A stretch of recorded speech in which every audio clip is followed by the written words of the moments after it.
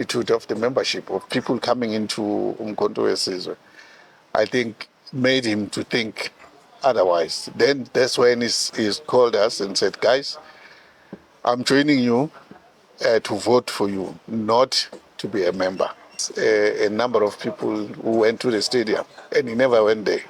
Instead, he went to girlfriends of Khumalo. He went to attend the funeral there, which to Duduzile, I want to see her father. Can she make an appointment for me? Because before, I didn't have to make an appointment. But in April, things changed. I needed to make an appointment. Then he said, this MK is mine now. You can go and register MK2 if you want to. But this one is no longer yours, it's mine. It's a Zuma. And they could see between the two letters that this letter is my signature. The other letter did not have my signature. It was a different signature, but they forged it on and then they put him in with a forged signature. If MK did not take Zuma to be member of the MK, Zuma will be sitting there hungry again, like we found him. He had no money, but today he's a millionaire through MK. And his family, especially his daughter, he's now brought in his son, who's bragging now to be a member of MK. When we were registering MK, that boy said he will never be part of it, as long as there is his sister. But today, even him, but I don't believe in him. I can't take his lies anymore. I understand how bad he is. He's not a good person for this country. This country will never go forward if we take Zuma back to the government. Instead, he's going to kill it. That's why Guptas stole all our money in this country through Zuma. And he was not listening to the leadership of the ANC. And he's doing that in the MK. And he's fooling us again, he's fooling people. But one day is coming. That day he will learn that he's a chess master for nothing. 2 Corollas that were waiting outside and then started to jam us. Then this other one came out. So 3 of them tried to jam us with their guns. And then, but we drove off. And I had no gun. As I was saying, others lost their families, others lost their jobs because they believed MK was the solution. But because Zuma doesn't want to see black people get freedom, he then did what he did. So I'm not going to allow it. What advice can you give Floyd Shibamba? As I said before, Floyd made a very wrong move.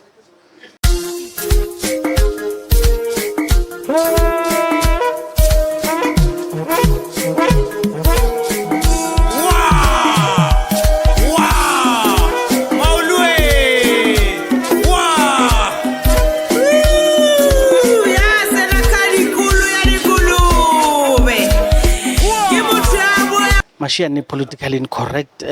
We are starting with our podcast with a man of very controversial means. He came into the spotlight national spotlight around the time of Umkhonto Wesizwe Party. And what I'm going to do now is I'm going to let him tell us more about himself, introduce, and more especially tell us what he would like us to call him. Not only me, but everyone to call him. I know Umkhonto Wesizwe Commander Khumalo. So I'm going to give him the baton so he can take us through. What is important for us is, please tell us before Umkhonto Wesizwe where you are. If you want to start it from where you were born and your politics until MK, please do that. Indulge us. Thank you. Thanks so much, Mr. Mashiane and viewers. Sorry. I am Jabulani Sibongiseni Maji Gigi Khumalo, born in Enkandla, Mahlatamnyama. I'm between the 2 rivers. But I grew up mostly in Ishawe.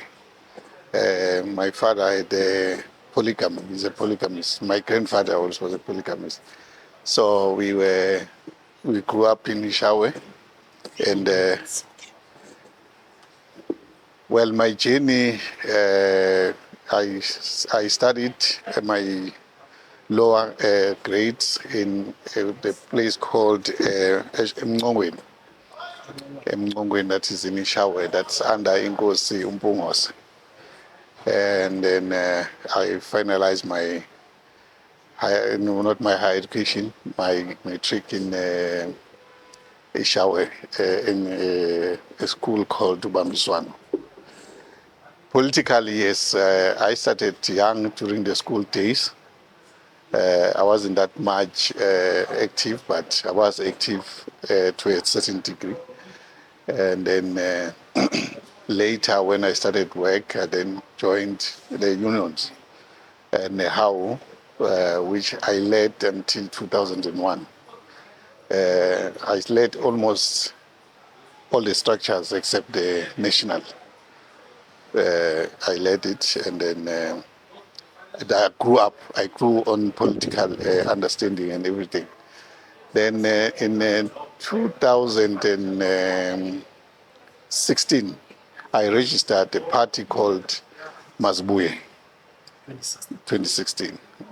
We registered Mazbuye. It was myself, Reggie Ngobo, Nati Shenwa, and other comrades, Malachi and so on from Northwest. We, during our registration, we were in contact with the ex-president Zuma to get some advices on him, from him, because there were problems that had already started. And that was during Zuma's tenure. But we could see there was not progress in terms of assisting the people on the ground, in terms of people getting what they wanted. The reason why they voted the government was they wanted a difference in their lives, but that was not happening. So we registered the party, then we consulted with Zuma, and then he said to us, no, wait guys, let's fix ANC and then take from there. We listened to him, we took Mazbuye, we put it on the box. Come 2017, he was chopped, he was out of government. But problems were continuous, nothing changed. Then I decided that no, maybe we should take Mazbuye back and then contest the elections, because people were crying to say, no. Within the ANC, we're not getting any joy. Nobody's listening to us. Even myself, I also tried many times to talk to the leadership, but there was no joy. So we decided, no, let's take Mazbuye back. But during that process, I said to the Congress, let's consult President Zuma to find out what his thought about it. Hence, before he told us to pack the Mazbuye. So I went to him. We spent almost a day and a half. Almost, I left Nkandla around 1 o'clock in the morning, that first day. Then the second day I came back with my brother. We had a lot of talk again because I wanted him to talk to the other comrades that I was with. Then after that, I brought in other comrades, all the 14 comrades that were part of the initial talks. I want you to give an opportunity, and you will tell me if you can, because we do not have a lot of time in this interview, and I understand that. Can you give me the number of the 14 people that you were with? The reason I'm requesting you to do that is there's a narrative that says, it's me who formed Umkhonto, it's me who formed Umkhonto, and it becomes very problematic for us to search for this. Because we've got an opportunity to hear you, name those 14 comrades. If you can, please name them for us as we continue. Well, I might not name all of them. Yes. But that will be Raymond Khumalo, Manzini, Pegisisa, Musa wenkosi mhlabuhlangene Gasa, Jabulani Nyathi,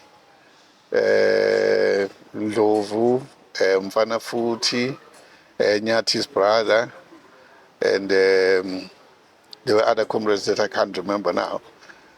Then when we did the registration, we decided to put in only 7 executives amongst the 14.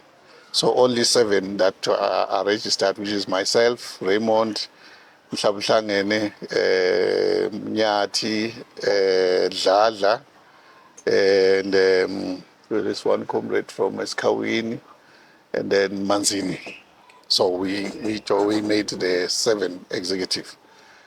So we registered as that, and I'm the president of the organization. Then we consulted with President Zuma to say, no, we want to announce the party. That was in September when we got the certificate. He said, no, just wait. Let's consult more with the people.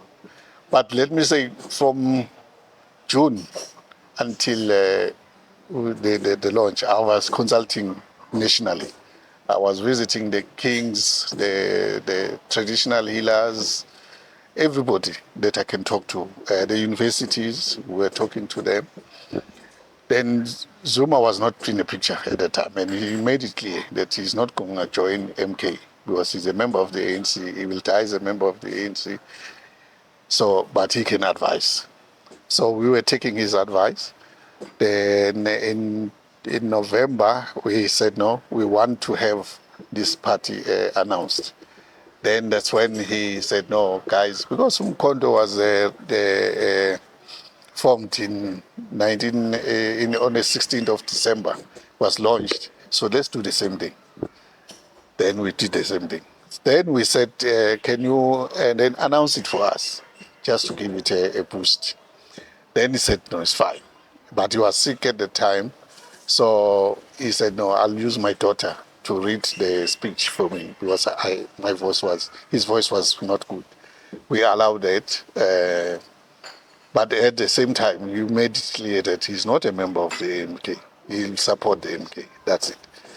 Then in January, the magnitude of the membership of people coming into Umkhonto Wesizwe, I think, made him to think otherwise. Then that's when he's called us and said, guys, I'm joining you to vote for you, not to be a member. I will only be a voter, that's all. Plus minus, how long was it? Was it after December? That was in January. In January, yes. Yeah. So then that's when he started to say, no, engage me in your programs and everything. Then we put him on our program. That's how he started to be part of the whole thing. But on all the engagements, I used to travel with him. When I have meetings, we'll go together, we'll address the people and everything. Up until March, that's when things started to be sour between myself and him. Because he went to Eastern Cape.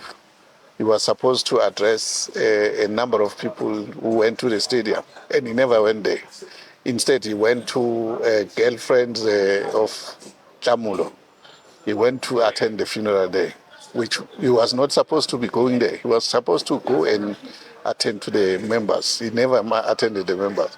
Then that put us on a crossroads, because my understanding was that I'm addressing other people this side. He's there to address those comrades, but he never did that.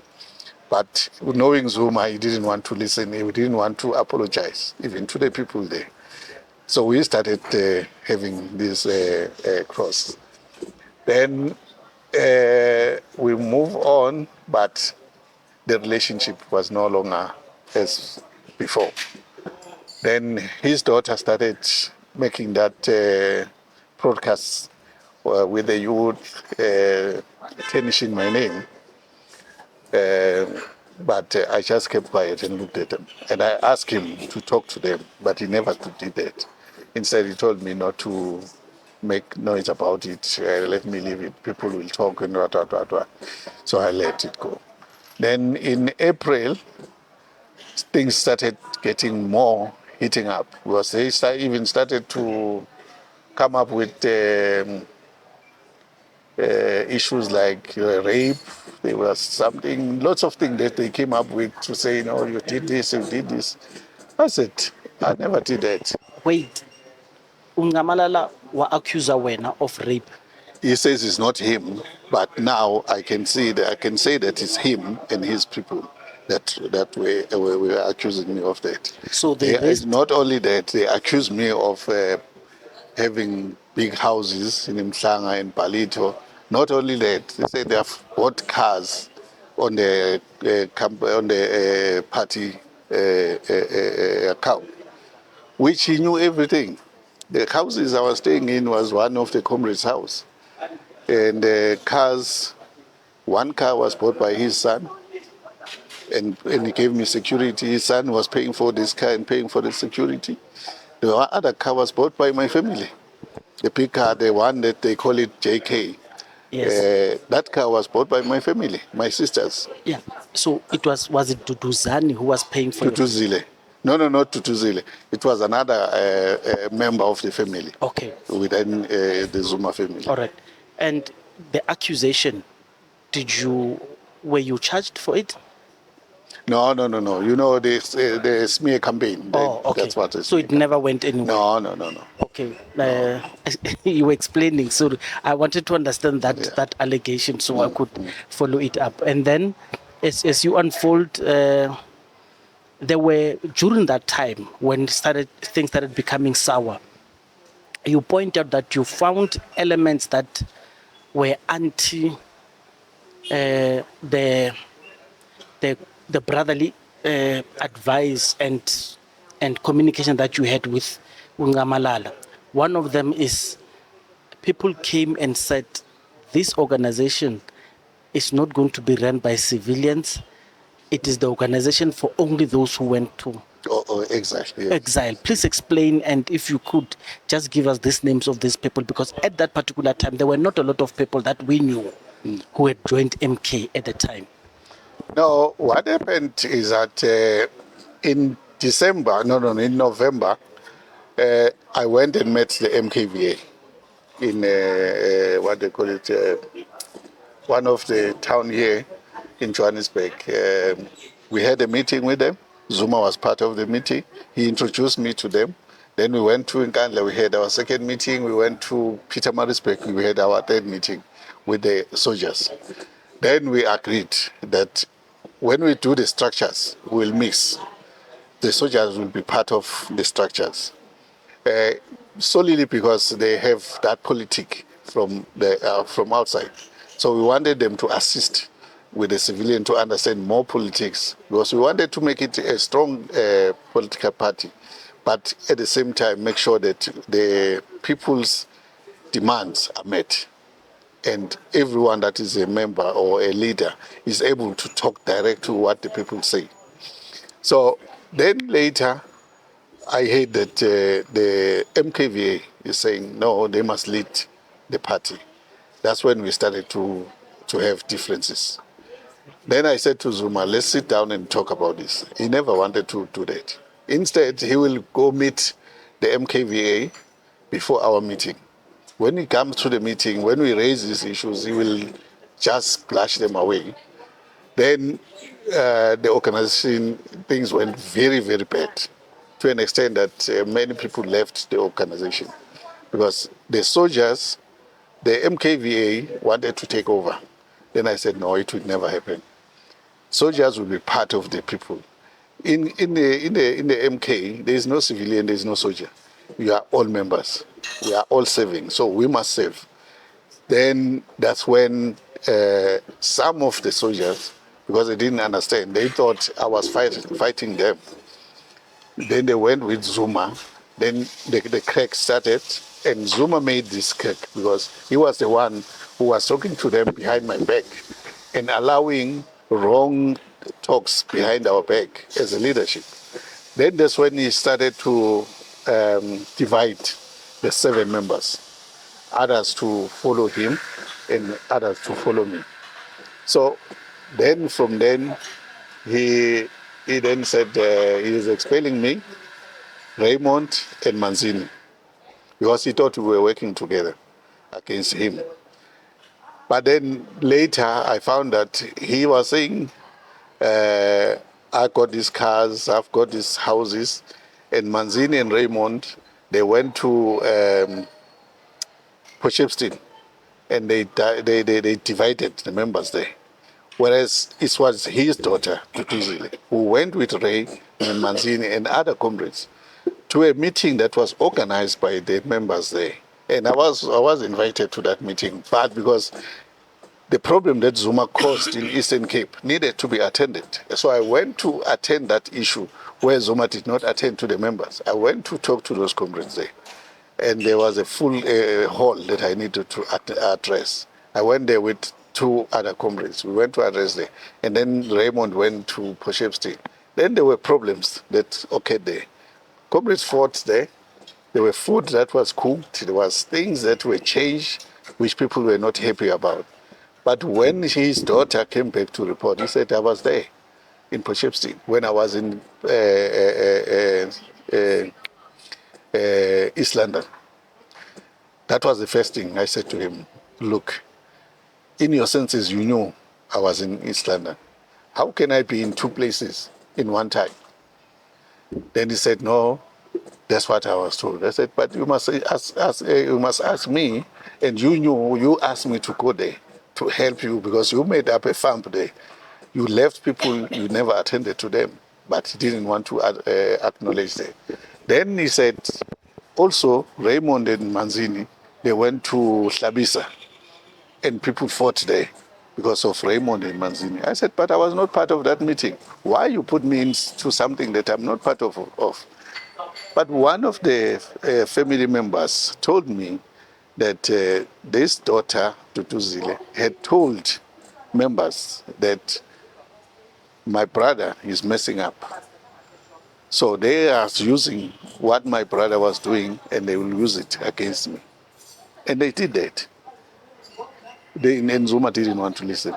Because I was saying to him, this day I was with you. My brother was not part of that meeting. He was in this meeting. This is what happened. But he never listened. Because Zuma will never listen to you. He will tell you the intelligence tells him what.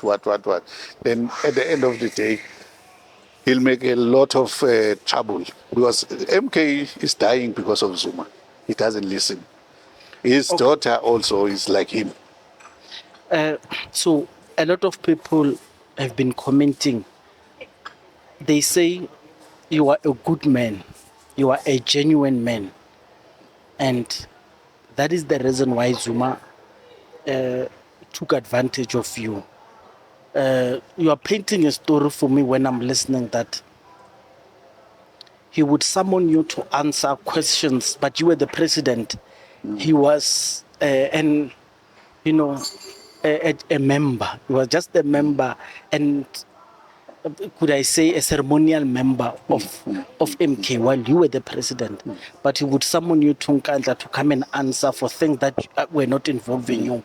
I just want to understand from you, at what time did you understand that they are now going for the jugular, they are now taking the party away from you? At what time did you feel, and what were the signs? It was in April. We had a meeting. No. I was traveling out of the country because I had to campaign for funding. Because MK did not have funding. Zuma did not want to put even a cent. I use all my funds from my business to make MK to where it is. And then I had to talk to certain comrades. In actual fact, I must say this. The minute we announced MK, ordinary members of South Africa who wanted to see change, they put their money into MK. Even myself, at some point, I would not have money to travel to their meetings. They would say, President, we will put you petrol, come. And I will go there. Zuma himself, they will say, come, we prepare food, we'll do. People, the members of MK did more than what we could do as leaders. Today, those members, they are not leaders. They are not part of the organization. Some have been fired for wrong reasons. They've been tainted. because Zuma wanted his cronies to be part of the leadership. He did the same thing to me. As we were canvassing for funding, I had to talk to different people inside and outside the country. So this one time in April, I spoke to one of the people that is close to me, close to the family. I said to him, look, we are going for elections. May 29 is coming. We don't have money to fund the party agents and all of that. So I need funding. He said to me, look, I can't talk to you over the phone. Come to me. Fly. Then I flew. But on the day, because I was talking to him, I will tell him, tomorrow I won't be here, or this whole weekend I won't be around. I'm going to see somebody to look for funding. On the day I was leaving, I started from the IEC. We had workshops. There's one workshop on Thursday I did. On the Friday morning, I had to leave. So I asked his daughter and Sihle Ngubane to stand in for me on that meeting. So when I come back, they'll give me a report. Then I will sign whatever needs to be signed. Then as I was leaving, Sihle called me and said, IEC, they want your pictures for the ballot. I said to him, no, we've agreed that we are going to use Zuma as our face. And he has agreed. Ask Duduzile to give you the pictures for Zuma and then put him on it. But I will write a letter to IEC because they wanted a letter. I wrote a letter and I sent it to Sihle and said, give it to them. They must put Zuma's face on the ballot. I won't be there as a what you call it, as a face. Okay, they took that letter, then I flew it out. When I landed that side, I get messages, emails actually. There's an email between Duduzile and the IEC fighting. Then I send an email to IEC, no, this is wrong. I have sent you a letter that says Zuma would be the face of the MK. I won't put in my name, my face. They said, no, we have a problem because Duduzile is telling us that you must be removed and then Zuma must get in. I said, no, read the letter. The white lady, Kim, said, no, but the letter says that. But what the policy is saying, you as a leader, you must be part of the face. I said to them, please, can you find a way? Because we want him to be our face. Then I said, no, I'm coming back on Monday. So during that time, I was in the meetings that side. Duduzile was bombing them with emails, demanding that they must make her father as the president of the MP. When I landed at 4:30 on Monday. Then I got this email from Kim to say, no, we can't work like this. Duduzile is all over us. Instead of sending the email, I just took a phone and I called them. Then I found Kim. I said, Kim, what is the problem? Then Kim told me, Duduzile is saying, you need to be out and your father to be in. I said, no. The email is clear.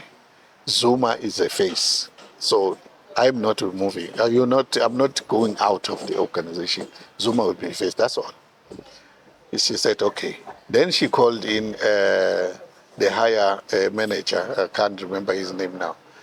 Then I spoke to him. I said, this is what I'm saying. And that's the letter. Then he said, okay, fine. We'll take it to the committee. That was on Monday. Tuesday, and then I said to Duduzile, I want to see her father. Can she make an appointment for me? Because before, I didn't have to make an appointment. But in April, things changed. I needed to make an appointment to see Zuma. I can't call him anymore. He can't call me anymore. We must go via through his daughter. So I said, fine. Then Tuesday, I was supposed to meet him. Then Tutu said, no, he's in Johannesburg. But I said, no, but I was told he's at home. How come he's in Joburg? She said, no, he's in Joburg. So fine. Then I just said, As I was sitting around 11, my brother called me. He says, no, Zuma wants to see us. And so I said, but Zuma is in Johannesburg. He says, no, Zuma is in Nkanza. I said, no. I spoke to this morning. She said, Zuma is in Johannesburg. He says, no, he wants to meet us. So I called my guys. We drove, we went to Nkanza. I was there early. Then as I was sitting there, about 3 or 4 cars came in full of comrades. Then I said, let me have the meeting first with Zuma and leave before these comrades. Never knowing that Dudu brought all these people to come, and I don't know whether they wanted to shout at me or what they wanted to do. So Zuma said, no, he's busy with the kings. When he finishes, he'll see us. Then around 5, he came out and he said, no, I hear that you refused to allow me to be a face of the organization. I said, no, I never refused. There's a letter. The letter is stating clear that you are going to be the face. And IEC said they are going to come back to me on the issue of the face, how they're going to do, because according to policy, it's the president that needs to be on the ballot. But since you wrote this letter requesting that we must put him as a face, we'll talk about it at the management. So he said, oh, okay. Then I left. We left. Oh, no, before I left, From 11 until 5. Are you talking about in the evening or in the evening, afternoon, 5 in the afternoon. afternoon? Yeah. Before I left, I then said to him, but I needed to give you a report of my trip. So I gave him a report. The guy that was going to help us was supposed to be here on Thursday for us to meet on Friday. I said to him, Friday, we must make sure we are in Johannesburg. Instead of that, he organized a meeting of he made his own team, inclusive of us. So they came. I said to him, but we're supposed to be in Johannesburg to meet this guy for the finance. He didn't tell me the guy that is going to sponsor the organization, they had a quarrel before when he was in government. I never knew that. He never told me anything. He said, no, it's fine. But the guy had already funded the organization for elections and everything, for the lawyers and everything.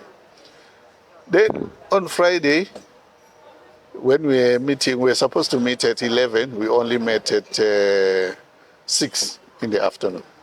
Because he will sleep until 12 or 11. Then after that, he will do whatever he wants. In actual fact, there was a lot of change.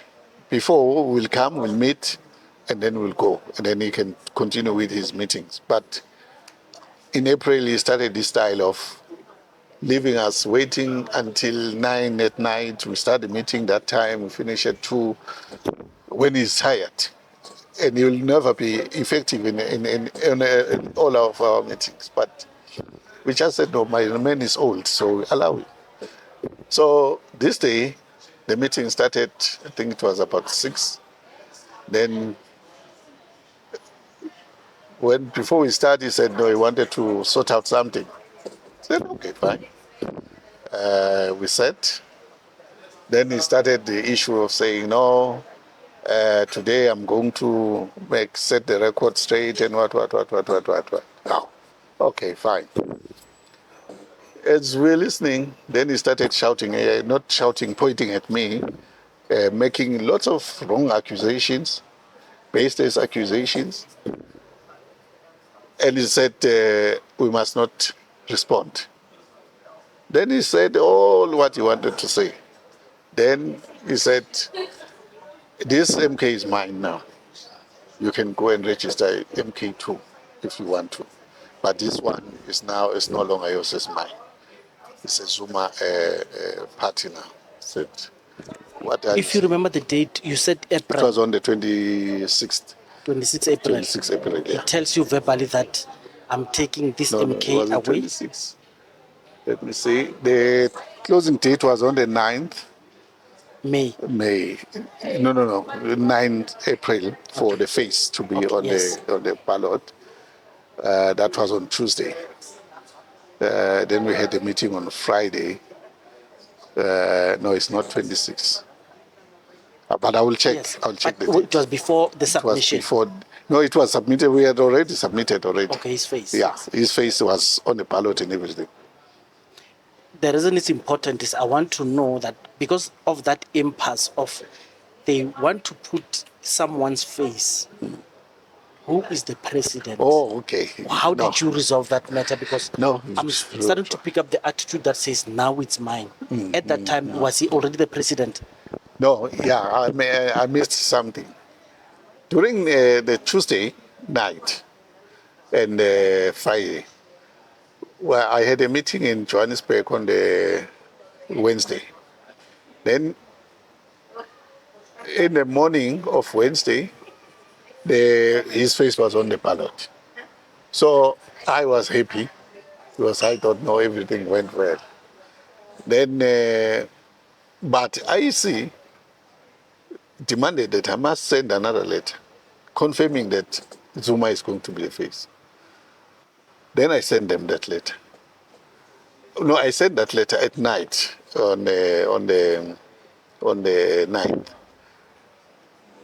not knowing that Duduzile already wrote a letter to say that I am resigning as a president. Zuma is coming in as a president. So my understanding was that they agreed in their board to say, no, he can be a face, not understanding that there was a letter that was saying I resigned and allowed Zuma to be to be the president or the leader of the party. It's from then until the 26th. Yeah, it's 26th. Because I went to the court that weekend, that Friday, and then I announced that Zuma is now the face of the party. It's on the ballot and everything. Everybody was happy. Only after the 26th, I understood that no, there is a letter that was written, forged my signature, that I am allowing Zuma to be the president of the party. I went and asked him, but he didn't want to say anything about it. Then he told me, this MK is his now, so I must register MK2 if I want to. But this one is his party. So I'm expelled. That was on the 26th. Where was that meeting when In Nkandla. In Nkandla. In his house. You know, let me tell you something. Zuma will never take a decision outside his house. If he wants to show his power, he will call you to his house. That's why even today the office is in his house, because he wants everybody to feel small because they are in his house. And then he will tell you, you can't then say anything to me. But that was the day, then that was my last day at his house. From then we've been fighting because I had to prove to court that he stole. In actual fact, he forged my signature. But the court could not listen to that because at that time we did not produce the signature experts, which soon will be going to court, where I will be showing the whole world that Zuma is a fraudster and his daughter, that they forged my signature and then submitted to IEC. And also IEC, I will be charging them because they used a signature that they knew and they could see between the two letters that this letter is my signature, the other letter did not have my signature. It was a different signature, but they forged it on and then they put it in with a forged signature. So that case is coming. It's a difficult one because it's around that time that elements from outside MK started infiltrating. We started seeing new faces. I want to ask you something. At the beginning of MK, you had a gentleman's agreement that one, you will not have criminal elements coming from other political parties to come and join and infiltrate MK Party to to taint its image. Number two, even people who are bad people in communities, you are not going to allow them to come in. It has been said on record many times, and I know Ubegim Toro has went to town explaining that MK was infiltrated by, they call it construction mafia people, extortionist. That's Begum Tolo from KwaZulu-Natal who was saying it.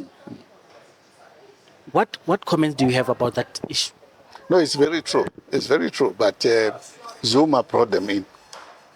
Nobody else. It's Zuma that called all these bad elements into MK because he wanted them to support him to go back to government to fight with Ramaphosa for his own good. And secondly, what we need to understand, Zuma was in trouble financially when MK was registered. He had no other means of finding sources for funding. So he took that opportunity that MK was becoming this big sea that was coming into the country. So he said, no, I'll make money here. Then he started bringing in all his extortionists and his cronies, all these thugs. He brought them in so that he can start to push everybody away from the organization. So he can take the organization and be able to tap into the money that was coming to the organization. People were bringing money for MK. They never brought it to us. They never put it in the account of the organization. They were putting the money, they were sending bags to Zuma. Never the organization. Organization suffered. And Zuma had lots of money that was coming to him. And instead of assisting the organization during the elections, I was running around and the organization had no money because I paid the IEC. I was paying some comrades who were traveling, who needed travel. Comrades will call and say, "Oh, we don't have money." I'd say, but the organization doesn't have money. I'll call the comrades. Comrades, can you assist? Comrades, so and so in what area? Can you give him? He needs 1,000 rand. He needs what. If in the organization account there's 2,000 rand, we'll take that money, send it to the comrades. I will call Comrade Lab or Comrade Gaza to, if there is a 10,000 rand in the account, please guys, can you go to the bank, withdraw that money, and then give it to the comrades so that they can run.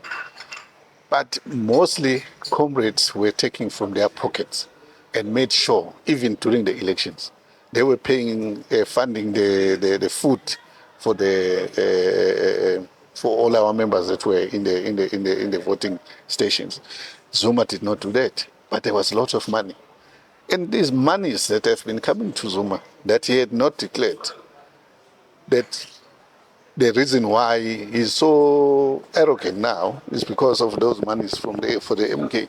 If MK did not take Zuma to be member of the MK, Zuma will be sitting there hungry again, like we found him. He had no money, but today he's a millionaire through MK. And his family, especially his daughter, he's now brought in his son, who's bragging now to be a member of MK. When we were registering MK, that boy said he will never be part of it, as long as there is his daughter, his sister. But today, MK is now a milking cow for everybody, or everyone that was closer to Zuma. Those people who were found to have done wrong in the government, they are there. They are members of parliament. People who were supposed to be members of parliament, who have moved out for these people because they are close to Zuma. They were giving Zuma money. So it's a shame for me. And I really feel bad that the people that loved MK, the people that started the MK and worked so hard, others lost their families, their houses. Others lost their wives. I've got members that came to me that divorced today as we speak because they took their monies into MK. Others lost work. They were fired because they became members of the MK. And others, they can't take their kids to school. But where are they, those people? They were doing everything for the MK. But when MK had opportunity to look at those people and reward them, MK turned against them and then took all these tainted people who are useless, who even today we are killing MK, because the only thing they are there for is to get money from the MK and leave MK. Zuma doesn't like MK. He's not, as he always says, he's a member of the ANC. Zuma is not a member of MK. He's just in the MK just to get money, just to be millionaire again, that's all. Yes, you are painting a very sad story. Amongst the 14 that you were the initial contingent of members that you went to Nkandla with, 7 of them made the original submission when you were registering. Amongst the 14, how many are inside MK? I'm asking this question based on the fact that throughout 2024, people have been called Kikabalia ya Jabulani Khumalo. So meaning everyone who was associated with you was deemed a bad guy. Even when I was trying to reach you, even people who had your contacts, they could not admit they have because they are afraid that they will be seen and associated with you. How does that make you feel while you're answering where are the other 14 original members? No, people were threatened. They were given marching orders to say if you still continue to talk to Khumalo, you will be expelled. And some were expelled. I can tell you even now, my brother can't call me because he's afraid that Zuma will hear that he's talking to me. People were told that Zuma has an eye everywhere, he's got an ear everywhere because he's got intelligence. What intelligence? That's nonsense. Because there's no intelligence for Zuma. He's just lying to us just to get people to be afraid of him. That's how he threatens people. Those 14 people, they were part of the lists going to parliament, but they were chopped out. Only 2 out of the 14 is in parliament. Only 2. And them also, they wanted to chop them, but they were afraid because I started talking. Then they did not chop them. Zuma wanted to get rid of everybody. What he also done is with this new, whatever you call this committee, they went to IEC, they wrote a letter to say IEC must remove me from there. I know all of that, but the time is coming for them. Zuma has always played a, what do you call it? He's always lied, like he was lying in government that they are troubling him, ANC people. He's a liar. I've seen him now. I can confess he's a liar, but he is not a good man. He doesn't have a good heart for, especially the African people. He lies, he says he wants African people to come together. That's not what he wants. He wants to fool them, like he fooled us. Then he takes over. Because Zuma is about him and his family, and that's it. Nothing else. Zuma will never liberate this country. He had the chance, he failed because he's got jealousy, and he's a power monger, and he doesn't love people. He just wants to use them. And then he plays a victim all the time. And people fall for him because they think he's a smart guy. He always tells them he's a chess master. Chess master, my foot. I don't understand how people still believe in him, but I don't believe in him. I can't take his lies anymore. I understand how bad he is. He's not a good person for this country. This country will never go forward if we take Zuma back to the government. Instead, he's going to kill it. That's why Gupta's stole all our money in this country through Zuma. And he was not listening to the leadership of the ANC. And he's doing that in the MK. And he's fooling us again, he's fooling people. But one day is coming. That day he will learn that he's a chess master for nothing. It's it's very difficult. And I think even when you were taking a posture to say, after you have seen that he took your kindness, because you are a very good man, he took your kindness and abused it. And I bet it must have taken a very difficult moment for you to realize that he has taken this away. And when you fight back, what made you want to fight back as you are fighting back now? I'm saying this at the background of you had an attack in Durban and you had an attack in Soweto, and you say there Also were Johannesburg. yes, and you say And also Mpumalanga. in People Mpumalanga as don't well. know. We were shot in Mpumalanga. We were coming from Mpumalanga to Johannesburg one day. We were shot. All in all, how My many wife nearly incidences are there? died. I know 2 incidences. It's 4. Johannesburg, Soweto, Durban, and Mpumalanga. My wife nearly died. The bullet came straight on the window towards my wife.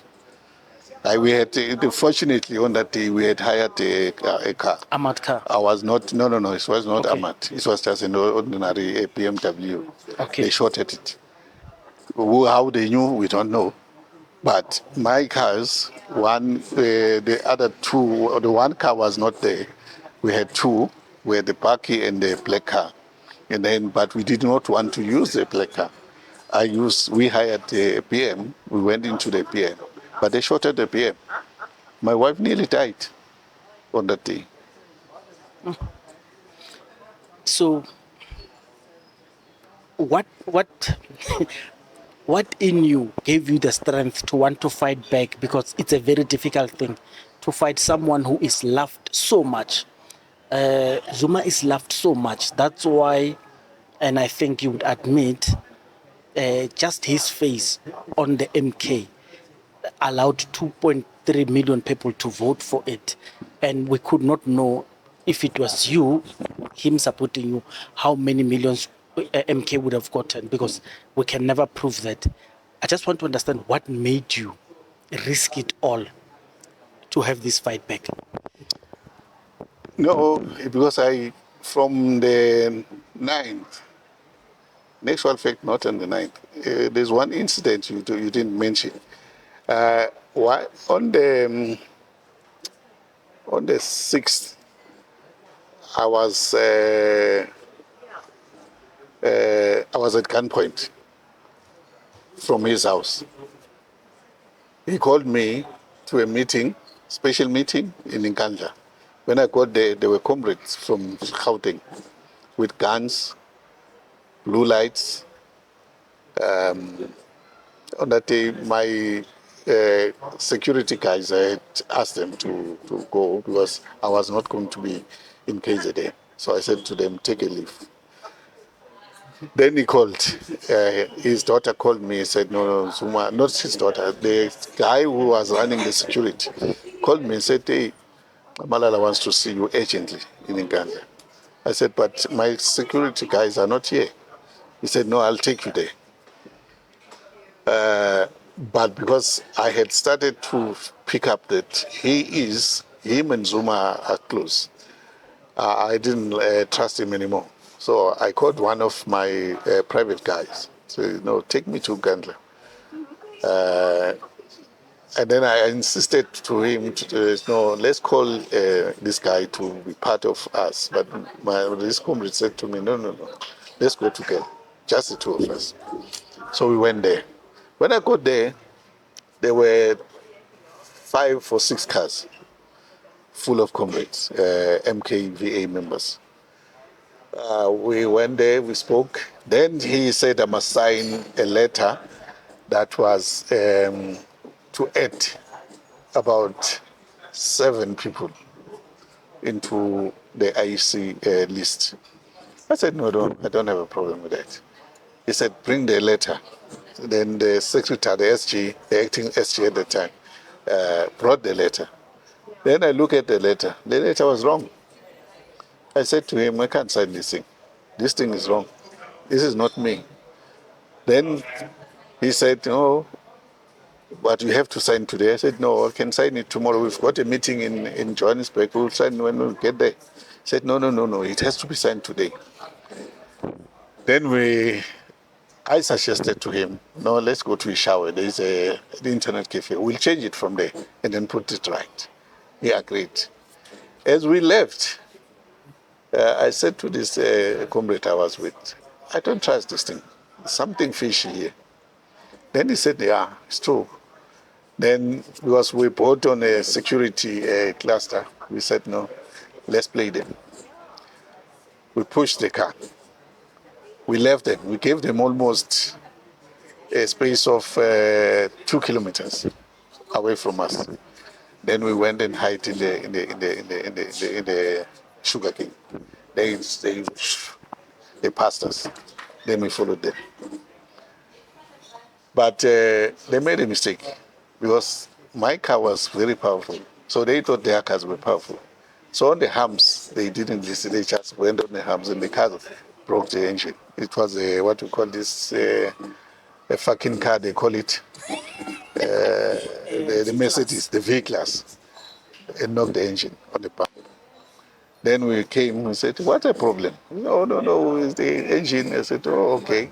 I left them. I said, you'll find me in Ishawe. So 2 Corollas followed us to Ishawe. We went, we got to the internet cafe, it was closed. Then Duduzile called and said, no, go to the hotel, Alu. I said, no, I know Alu. He said, let's go. They followed us there. But when we got to Alu, one car followed us, the other one was left outside on the main road. We went in there was no electricity. The lady said, no, we can't do anything. We're waiting for the electricity in 30 minutes. I said, I can't wait for 30 minutes, I'm leaving. So we went to the car, we start the car, we leave. As we were leaving, those 2 Corollas that were waiting outside, then started to jam us. Then this other one came out. So 3 of them tried to jam us with their guns, and then, but we drove off. And I had no gun. We drove off. They tried to jam us all the way, but they couldn't make it because they were fools. They don't know how to drive. They thought they know. We shot them. We left them. And I phoned Zuma, and I told him, this is what is happening. He said, we'll discuss it in the next meeting. When we got to Johannesburg to the meeting, he never wanted us to talk about that. Many times I asked him, can you charge these comrades? Because they are here. They were the one who were pointing guns at me. He didn't want to do that up to today, up until we departed. But what I'm trying to say is that, yes, people love Zuma for his lies. And I don't know for how long he's going to lie to people to say he's a good man when he's not a good man. But it's not for me. But what I want to see is the members, the true members of the MK, not to lose hope on the MK. MK is going to turn around, and it will be a good organization very soon. They must stick there.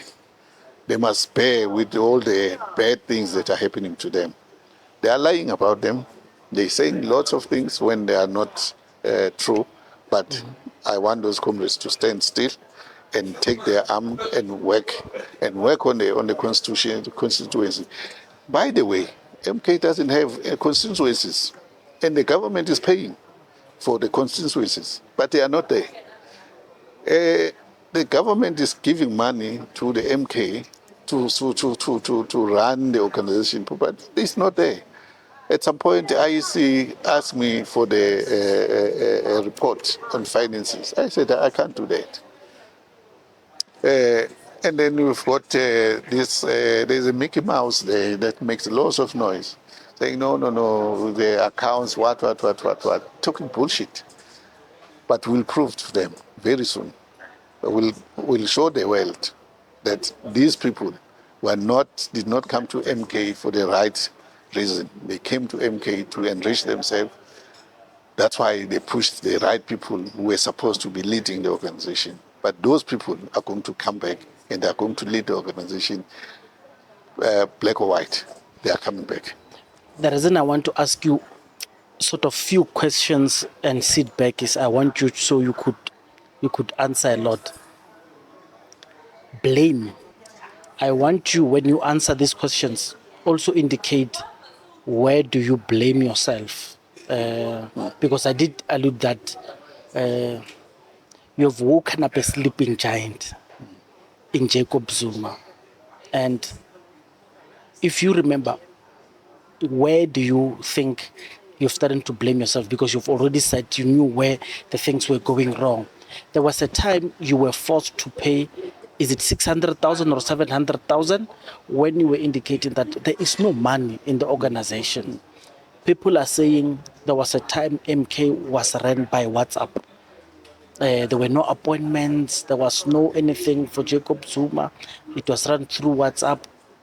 And even today, they're struggling with those constituency administrations because IEC, and now they're in government, and those things are very important.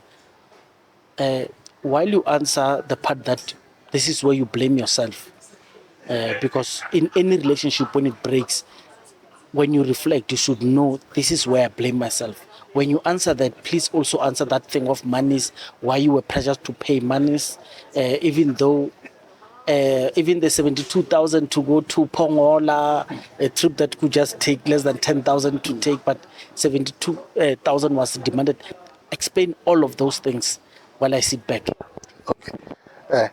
No, yes, I do blame myself. Firstly, after understanding that Zuma had failed, I still believed he can make miracles. I don't know why, but I think it's part of his, what they call it, I don't know, but something makes everybody thinks Zuma is a giant, is a good person. So I think I fall into that trap. I should have known that waking up Zuma was part of killing the country.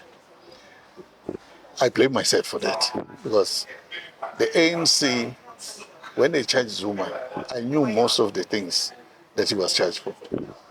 I was part of the discussions with other comrades who were telling us that this is what is happening, this is what Zuma has done, but we didn't want to believe. So there are lots of things that's happened, but I didn't want to, I just ignored it. So comes to the finances. As MK, we did not have money to pay anything. We were living from money from comrades who were assisting us. Then on the issue of the organization had about 1,200,000. We had to pay IEC, which was 750,000, and then we had to pay other comrades who were traveling between the provinces. Because myself, Sihle, and the comrade Mashudu, we came up with a program. Then we said, this comrades must be helped.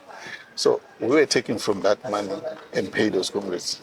So then there were programs that Zuma's daughter will come with. Those programs we had no knowledge of. So I'll just get a call from his daughter to say, Baba says, you must pay this. At some point I said to her, no, can I talk to him? So he gave me, it was around 12, he gave me his call, the phone. He gave him the phone, and then we talked. Then he said to me, hey, please, Bari, okay. I said, how much is it? They said 72,000. Okay, 72,000. How many days? He doesn't know. He said, no, just talk to them. Okay, fine. Then I spoke to Jamon. I said, okay, you're going to Pongola for how many days? He said, no, it's 2 days. How much? 72,000. He said, no, I won't pay that. Then Shelley Brown called. I'm going, I don't know where she was, going to Durban. I need 30,000. I said, 30,000 to go to Durban? Are you driving? Even if you are driving, it's not 30,000. Then others came in, then they called, then Duduzile, they said, no, you must give these comrades, I've paid them, so you must refund me. So I said, no. But that those monies were not approved. So I phoned Comrade Gasa and Comrade Lebo. Said, Comrade, I hear Lebo, you've got some invoices that you need to pay, which count to 600,000. We don't have that money. The money we have is for the IEC. You can't use that money. Then Lebo said, no, I've spoken to Jacob Zuma and he says we must pay the Comrade. I said, no, that's what he told me. But I don't feel right because we have other things that we need this money. Let's talk to comrades. We tried to talk to comrades. Some comrades funded some those money, but they ended up going to the bank. They started transferring these monies to these people. Then I called the meeting. I said to Zuma, can you ask these comrades to tell me how can you, driving with all these comrades, these people, you've never used 72,000 rand for 2 days. Why these people are so special? He didn't want to talk about this. The 30,000, all the monies that were there, at some point we paid for the tent, which was 5,000, we paid 34,000. There's a township, the township here, we paid, not Tibisa, the other one where Mashatile lives? Alex. There was a function there. That function was not organized by the organization because we had no money. All of a sudden, we had to pay thousands of rents. Labor had to pay over 200,000 to that thing. Then there were people coming in for the taxis, the buses. They needed money. Eastern Cape, same thing came up. Zuma went there. We were not part of those meetings. But when they were there, they told them they will give them money for the taxes. Up to today, those people were never paid because we didn't have money. The account was dry. Then they started blaming me. I said, you can't blame me because when you organize, you must talk to us first. Let's see how we can raise or fundraise the money before you come up with the program. Zuma said, no, try and help us. I said, there's nothing I can do. Then his daughter started to say that I'm refusing to pay. Labor, they started fighting Labor to say he's refusing to give them money. I said, but Labor hasn't got money. Their account is sitting empty. They will demand that Labor must go to the bank and give them money when there was no money. Then they went to Zuma. They lied to Zuma that Labor has appointed people, did that and that and that and that. Then they fired Labor. Then Labor was fired. Who's Labor? Labor was our treasurer general. They fired him. Mwepeng. He left the organization. So they started a campaign to lie against individuals who were committed to the organization. This comrade McDonald and Gorbachev, those guys were working on the list to parliament. I was working with them. They were reporting to us, but they were reporting more to Zuma more than me because they believed in him more than me. But on the eve of the final registration, Zuma fired them without telling us anything, without explaining anything to us. They were fired. We were all shocked. We were in the meeting the whole day. But at 5 o'clock, at 6 o'clock, Zuma said, no, you are now demoted. You are no longer this executive. So they gave them just a dummy position. What was the reason advanced for their demotion? Nothing. He didn't tell us. Up to today, we don't know. But the next day, the comrades ran away, took all the information of the organization. We were left with nothing to submit to IEC. And we had 5 o'clock deadline on the next day, on that Friday. Myself, Mashutu, Sihle, and other comrades. And that's where this organization called AAAM came in, because there was a gap that was created by Zuma and his daughter by firing these two comrades. We had no lists to parliament. I had to call people that I know from the provinces to say, guys, we have a problem. McDonald and Gorbachev have been fired, and we don't have lists. Can you assist? The list that you send to them, can you send it to us? Other comrades genuinely gave us the list. Others started their own list, and then they submitted. That's when the whole list changed. Except KZN had the genuine list. Gauteng, Mpumalanga, we got a genuine list, but some were tainted, were jungled there and there. Then we managed to submit to IEC. We managed to get it for 847 people. That's the list that you were number one on? Yes. Okay. No, I was number 2 at the time. Okay. Because Zuma was part of that list. Okay. And then when we submitted, the IEC then said, no, Zuma can't be part of the members of the parliament. Then I became number 1. Then Zuma and his daughter, they started campaigning against Mashudu, who was appointed on the eve of the register of the deadline. He was appointed as an acting general secretary, Sihle as a deputy acting secretary. So both of them, they were new. I was the only one. And then Lebu, and then there was a lady called Mahlale Ntabeni, a very vibrant lady. That lady did a lot for the organization. She went to the provinces and organized. We managed through her connections to get all the numbers. But she was also fired in the next meeting where we had. Reason advance for that? Because they changed the list. I'm asking them, who changed? Okay. Now, we were told him, Mashudu, and Sihle was not fired. Think about that. Why Sihle was not fired? But Mashudu was fired. Mahlale Ntabeni was fired. And Lebu was fired. Sihle Ngubane. Then Sihle advanced to acting general secretary. Then they said that Mashudu and Mahlale Ntabeni and Lebu, they collided to get this list. I said, but I was there. Why are you not firing me? They didn't want to answer on that one, but they fired them. But I defied and said, no, these guys did their job, and I was there. They never slept.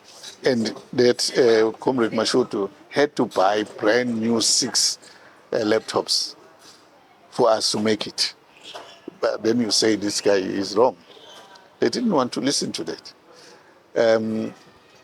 So that's where the problem started. Then Zuma came back. We were at the meeting in Durban. I'm told he wanted to fire me, to expel me on that meeting for no reason. He couldn't fire me, expel me. We had the second meeting in Mhlanga. He couldn't do that. His intelligence, I think, was sleeping still. Then we finished that meeting. Then from that meeting, I went to Eastern Cape. Then they started to collude and get those lies against me. Then the only time you could do that was when we were in Nkandla. When he expelled me, he said so. So that's how everything came together. You were one of the first to openly tell South Africa at close range, because other people were seeing it from afar, that Duduzile is a problem. But you were the one who was brave to say, these are the anecdotes that you went through, and Ungamalala listened to her more than anything, and whatever she said went. And she was driving a wedge through the party using her proximity with her father, of which those are relations. You can't win there. Do you feel vindicated now based on what Floyd Shivambu is going through? People are here, they are saying, Zuma was saying his daughter must apologize. Zuma never said that from his heart. He was saying to plus Shibambu. Zuma wants Shibambu out. That's how he operates. When he wants to deal with you, he won't go straight to you. He'll use his daughter to be crazy and say things that are bad against you. But it's not the daughter, it's him. Is that why you believe that Zuma used you? Yes. He did the very same thing to me. He said to the daughter, go and tell the youth to say the wrong things against Khumalo. And the youth came back and told me, Zuma told us to do this. It was not the daughter, it was Zuma. He called us and told us this, together with the daughter. But the daughter was pushing us to do the whole thing. But it's Zuma. And others called me, we were paid to change your name. I know everything now. Zuma is the problem in the organization, but he's doing that through his daughter. Whether people likes it or not, but that's how it is. Zuma is not a good man. So, He killed the ANC, he's killing the MK now. so I'm going to play the devil's advocate. I'm going to speak on behalf of the Zuma family. At the beginning, when those 14 people were there, how many Zuma family members were present meaning in the organization? No, it was his daughter. This is what happened. I was working with Zuma. Then he told us to say he's got a problem with people who wants to kill him by poison. So we said to him, okay, let's strategize. Let's come up with a strategy. Who do you trust can make sure that you don't get poisoned and everything? He said, I don't know. Then myself, I called Tutu, I called Jabulani. There was another one, I think there were 4 of them. I said to them, guys, we want this man alive. Can you help us? What can you do? Then I spoke to the other one, Norma, who's the secretary, a very good lady. They said, no, we also have the issue. Then I said, can you come? Take over this part. His food, his water, everything, take care of it. Let us not be part of it. They agreed. I called him. I said, I've spoken to your kids. They like the idea. They're going to help you. They are going to be close to you. You don't need to hire any secretary. These are your secretaries. We agreed. From then, they were with us all the way. For his food, for his water, for everything, his daughters were dealing with it. We were never part of that. But then later, Duduzile started to push these others away from Zuma.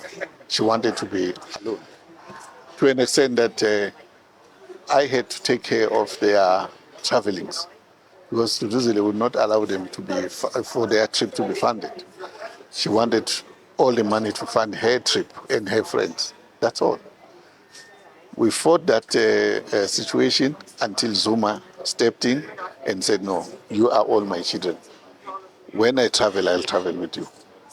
One organization. That's how it worked up until now. Let's talk about the future. Where to from now? Let's start with the case where you are going to prove that the 2 letters, the one that you submitted requesting that let Msholuzi be the face while I remain the president, that letter and the one that was forged to come behind, they've got different signatures. Even though they had different signatures, even different logos. Even different logos, and you had already raised your concern to say whatever Duduzile is saying is not what I say. They still took their word and approved that request to remove you. When is that case sitting? I like that question because IEC, one of the emails, Kim, is saying Mr. Khumalo has not instructed us that he is resigning as a president. It's there on the emails. But still, Duduzile submitted this letter and IEC approved it. I just wanted to highlight that. From here going forward, I think they call it tsunami. Something is going to happen, and very soon. And people, Do you have dates for us? no, not yet. Okay. I can't say much about it, but I'm saying it's coming. So what happened? Just explain it to us in layman terms. What happened the last time you were in court with them regarding this issue? No, when we went to court, because my lawyers were fighting for me to be in parliament at the time and also to keep my position as the president of the organization. We had no time to gather information and present the proofs before the judges. That's why we lost those cases. It was because of purely on those information that were not presented before the judge. Even the Cape Town one, the judge said, I need proof to deal with this. That's what we're going to be doing now. I remember, I think you were in Market Street, where is it High Court in Market Street? Yes, High Court. So where you had to live with a car and you had to bump other cars just to find your way out. And there were a large contingent of MK people who were. No, it was chasing- not MK people. Those were thugs. They were hired. Yes. In actual fact, we got information. Some of them came and confessed. They were taken from one of the GP. GP, yeah. They were drinking there. They bought them beers. Some their members, one of those people is a member of parliament. One of the other one is in the high command. They call themselves, and the others are in the high command, and others are in parliament. I think about 2 or 3 that are in parliament. We know their names now. They went and paid those people while we were in court to come and disturb the when I was leaving. Yes. So we know that those were not members of the MK. They were purely thugs, people that were taken from the shipping. Yeah. Yeah. So the reason I'm asking you that is because I'm worried. I'm worried about you. And your family supported you and they also given you your cars. You have lost money. And you, even where we are now, I'm starting to think maybe it's getting crowded. That's maybe, why- exactly. That's why maybe we need to cut this interview. Do you think you need to fight, or you just cut your losses and go and live your private life and let this politics go? Because you're a genuine man, you're a good man. You do not need this, because this conniving, this backstabbing, this, I mean, IEC allegedly did you bad. And the MK did you bad. And it's more and more people who worked with you who now find that it's very difficult to be seen to working with you. They are also working away. Do you not want to go to retirement and let this politics go? No, for one reason. South Africa is where it is because people believe that the politicians who are rogue, they must be allowed to continue with their rogue style. They're victimizing people for no reason, just because they have a position. They are so-called ex-president, they are so-called ex-ministers or whatever. We can't live like that. South Africa belongs to all of us, not that lives in it, because there are also visitors who are living in South Africa, but who are genuine, who are a birthright in South Africa. It belongs to them. And no one will ever get this country free if we'll always say, because some so and so has so much of a power, it can't be taken on. If we live like that, with that fear, then we are not men. If we are men, we must be bold enough. We must have your balls and we must attack when it comes to that. I will never leave this one.